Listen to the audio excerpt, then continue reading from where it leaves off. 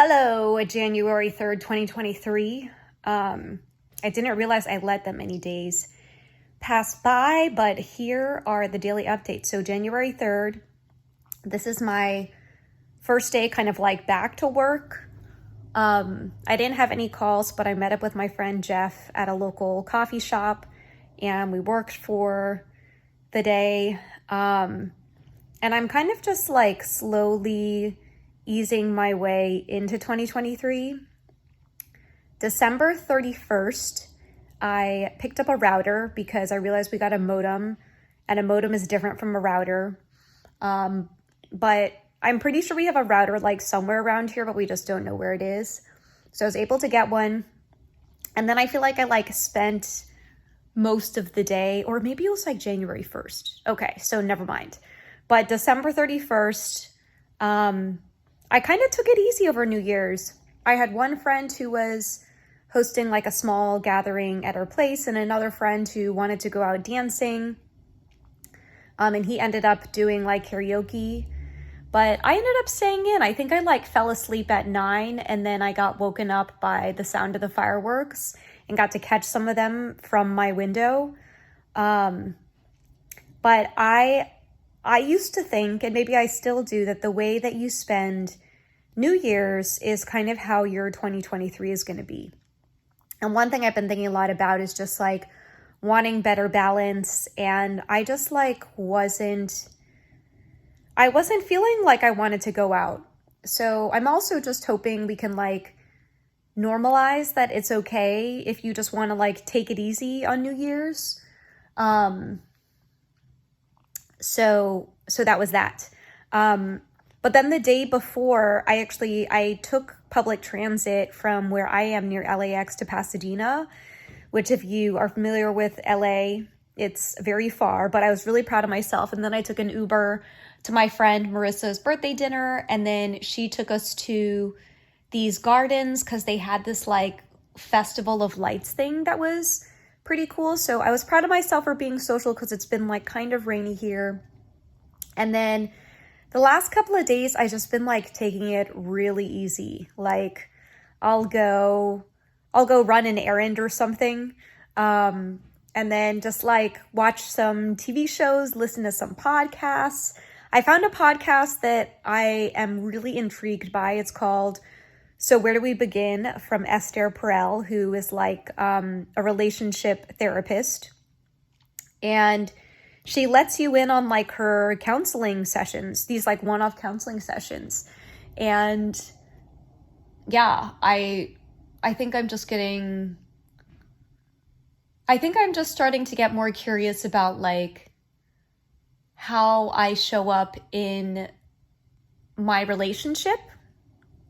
And kind of like what growth opportunities are still available. So that's what the past couple of days have been like for me.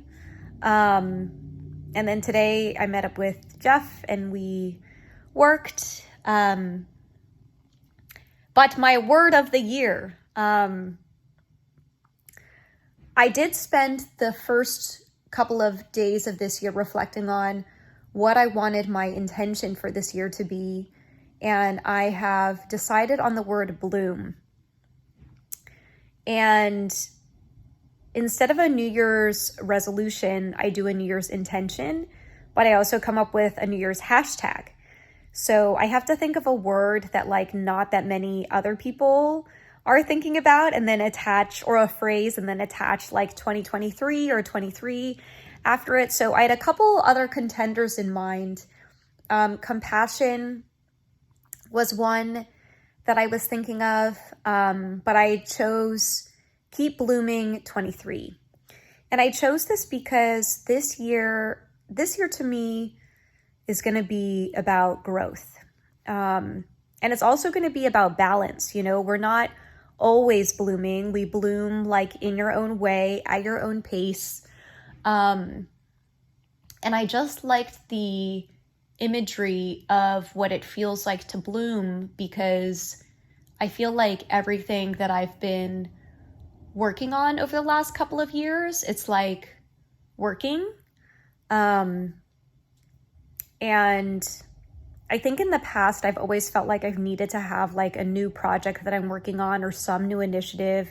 And I've had some of those. Like I even think back to like in 2013, I like launched the Taiwan Necklace Project. And then in 2015, I launched Diversability. And then in 2016, we did a partnership with Positive Exposure. And, you know, we're part of this like beautiful photo exhibition. We had a whole wall. And then 2016, I also did the coding boot camp. And then I moved to Amsterdam. And then I moved to San Francisco. And then 2017, I launched the Awesome Foundation Disability Chapter. 2018 was the Salesforce program. 2021 was the launch of the Diversability Leadership Collective.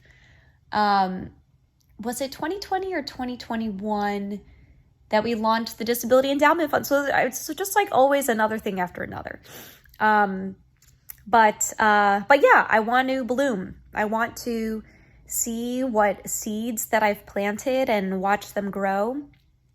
And I have some cool things that are happening this year that started last year, but aren't going live until this year, that I am excited to kind of like work on. But yeah, kind of just been in this like reflective mood. So my word for this year, keep blooming 2023 or keep blooming 23. I ended up sharing a post of like the anti-highlight reel. And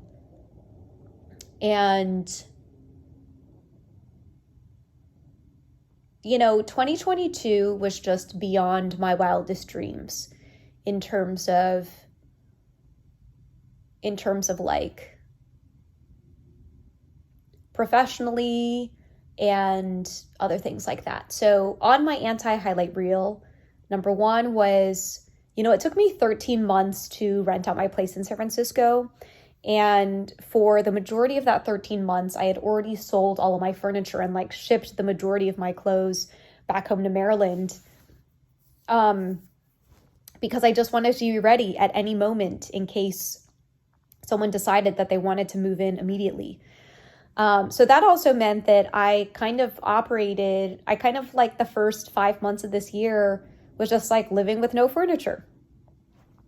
Then number two was, originally the plan was to find the tenants for the San Francisco place and move out to Tulsa, because I'd been accepted to this program for remote workers to move to Tulsa for a year. But at that point, I'd been dating Greg for 8 months, and we had a conversation about what it would mean if I moved to Tulsa or if I should move to LA and have us figure things out.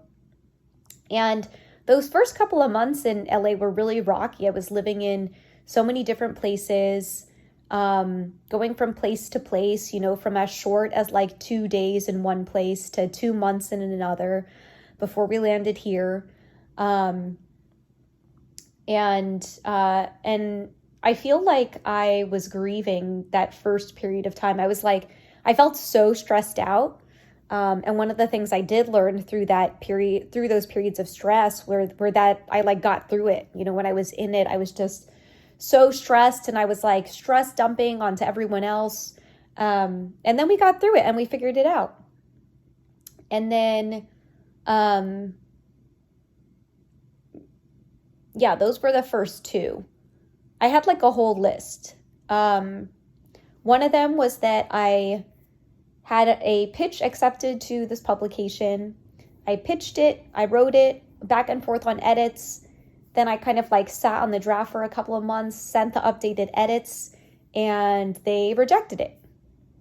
Another one was that I lost a handful of brand partnerships and speaking engagements. So that's 4. And then one was that I thought that booking extended periods of time back at home would make my relationship with my mom better, but they didn't. And then my brachial plexus injury is now taking its toll in other parts of my body, and now I'm starting to feel like pain at my shoulders. I'm like super fatigued in my hand at the end of the day because so much of my work is like on a computer or on the phone, and it's just like a lot of strain. I did a speaking engagement where they had me in a room where they were expecting like 300 people and like 5 people showed up.